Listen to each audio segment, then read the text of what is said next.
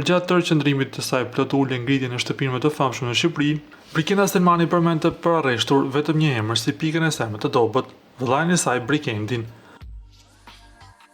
Donso u surprizua her pas here me dashuri dhe mbështetje nga jashtë, fancat mbeten disi të habitur që ai nuk i shkoi asnjëherë nga afër për ta takuar dhe për t'i dhënë kuraje në asnjë nga spektaklet. Përveç lidhjes së tyre mjaft të ngushtë dhe tepër speciale, një detaj tjetër pikant që u bë shpesh kryefjalë në atë periudhë ishte xhelozia e Brikendit për të motrën, një fakt që Brikenda nuk nguronte ta theksonte dhe ta kujtonte vazhdimisht Mateos gjatë ditëve të tyre si çift brenda shtëpisë më të vëzhguar në Shqipëri. Sidoqoftë, pritjes dhe kurreshtjes së zjarrit të ndjekësve më në fund i ka ardhur fundi.